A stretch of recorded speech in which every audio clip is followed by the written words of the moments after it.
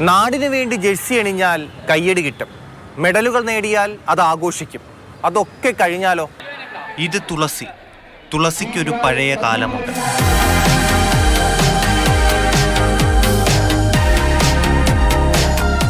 സ്വന്തം നാടിനു വേണ്ടി മെഡലുകൾ വാരിക്കൂട്ടുന്ന ഒരു കായിക താരമാകണമെന്നായിരുന്നു തുളസിയുടെ ആഗ്രഹം.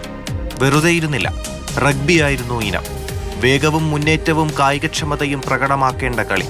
റഗ്ബിയിൽ താരമായി നാഷണൽ ഗെയിംസ് ഉൾപ്പെടെയുള്ള മത്സരങ്ങളിൽ കേരളത്തെ നയിച്ചു. അവിടെ തീർന്നില്ല, അമേരിക്കൻ ഫുട്ബോൾ പഠിച്ച് ലോക ചാമ്പ്യൻഷിപ്പിലും പങ്കെടുത്തു. പിന്നെ കഥ മാറി. 35ാമത് നാഷണൽ കഴിഞ്ഞപ്പോൾ പലവട്ടം ജോലിക്ക് വേണ്ടി അപേക്ഷിച്ചിട്ടുണ്ടായിരുന്നു.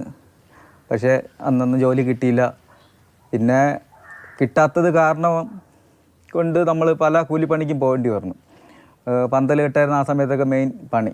അപ്പം പന്തൽ കെട്ടി നമുക്ക് മുന്നോട്ട് പോകാൻ പറ്റാത്ത ഒരു സാഹചര്യം വന്നപ്പോഴത്തേക്കും വീണ്ടും നമുക്ക് സ്പോർട്സ് എന്ന് പറഞ്ഞൊരു താല്പര്യം മനസ്സിൽ കിടക്കണോണ്ട് എന്തായാലും എനിക്ക് മുന്നോട്ട് പോകാൻ പറ്റുന്നില്ല. അതുകൊണ്ട് ഇനി വർണ്ണ ഭാവിയിലെ കുറച്ച് കുട്ടികളെ ആ ഒരു രീതിയിലോട്ട് സ്പോർട്സ് മേഖലയിലോട്ട് വളർത്തിക്കൊണ്ട് വരണമെന്നൊരു ഭയങ്കര ആഗ്രഹമായിരുന്നു.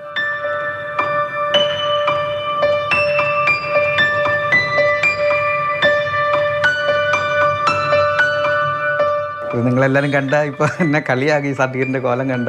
പക്ഷേ ഇത് ഭയങ്കര വാല്യൂ ഉള്ള സർട്ടിഫിക്കറ്റാണ്. ഇന്ത്യയിൽ മെയിൻ ഗെയിംസിൽ, നാഷണൽ ഗെയിംസ് എന്ന് പറഞ്ഞാൽ ഇന്ത്യയിലെ വലിയൊരു ഗെയിംസാണ്. ആ ഗെയിംസിൽ കിട്ടിയ സർട്ടിഫിക്കറ്റാണ്. പിന്നെ ഇത് വച്ചിരുന്നിട്ടും പിന്നെ വേറെ പ്രത്യേകിച്ച് ഉപയോഗമൊന്നുമില്ല.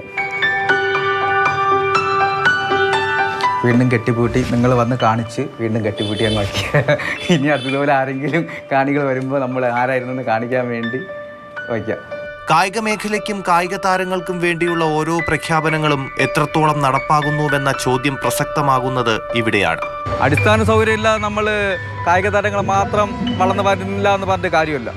ഫസ്റ്റ് നമുക്ക് അടിസ്ഥാന സൗകര്യം വേണം. ഇവിടെ തന്നെ മെയിനായിട്ട് എത്ര സ്റ്റേഡിയം ഉണ്ട്, ആ സ്റ്റേഡിയം തന്നെ നോക്കിയാൽ മതി. പാവപ്പെട്ട ഒരു കായിക താരത്തിന് ഓടി വന്ന് പ്രാക്ടീസ് ചെയ്യാൻ പറ്റുന്ന ഏത് സ്റ്റേഡിയം ഉണ്ട്. ഏത് സ്റ്റേഡിയത്തിൽ പോയിരുന്നാലും അവിടെ 2 സെക്യൂരിറ്റിമാർ കാണും. പാസിലെ വെളിയിൽ നിർത്തും.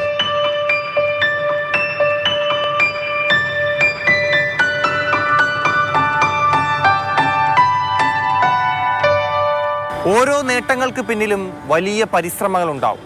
പലപ്പോഴും ആ പരിശ്രമങ്ങൾ ആരും കാണാറില്ല. കണ്ടിരുന്നെങ്കിൽ ഇതുപോലുള്ള മനുഷ്യർക്ക് അർഹമായ പരിഗണന കിട്ടിയേനെ. സജികുമാറിനൊപ്പം TS ഹരികൃഷ്ണ, മാതൃഭൂമി ന്യൂസ്, തിരുവനന്തപുരം.